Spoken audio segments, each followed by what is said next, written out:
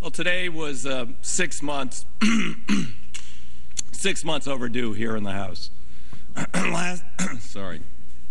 Last fall, when President George Bush and Secretary Hank, as people like to call him, Paulson, just a regular guy from Wall Street, who earned $750 million before he left Wall Street in 1 year to come back here and be Secretary of the Treasury, protecting Main Street interests under the Bush administration, panicked the Congress, said the world was on the verge of collapse, and submitted on a Friday evening a 3-page bill asking that we appropriate $700 billion and give it to Hank Paulson and let him spend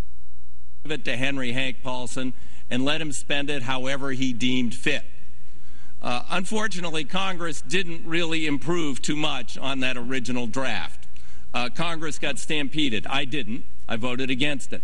And for one glorious moment, one night, one day, we stunned the world by stopping that bill here in the House and saying there are not enough protections for American taxpayers in this bill. There's no guarantee we'll get paid back. There's no real restraint on how Hank Paulson of Wall Street is going to spend the money. We fear it'll go to bonuses, it'll go to waste, it'll go to his buddies on Wall Street, and he'll use it to penalize his enemies on Wall Street. And that's exactly what happened. And here we are now, at least $350 billion later of that $700 billion.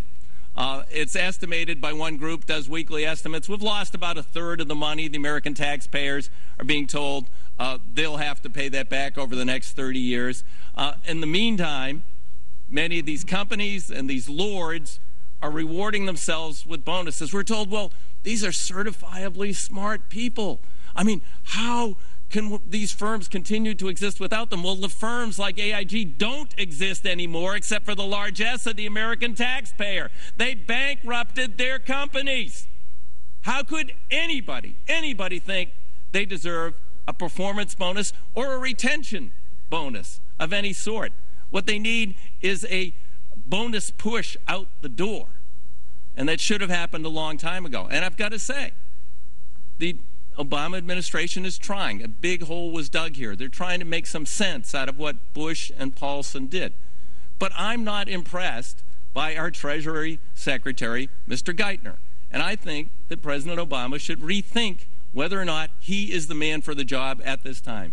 When did Secretary Geithner know about these bonuses that were coming due at AIG? He was head of the New York Fed. He was very involved in bailing out AIG through the Federal Reserve last fall. Did he just find out, or has he known?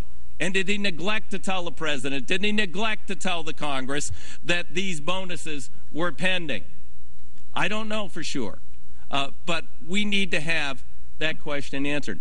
Geithner was hired because he said, well, Wall Street's comfortable with him.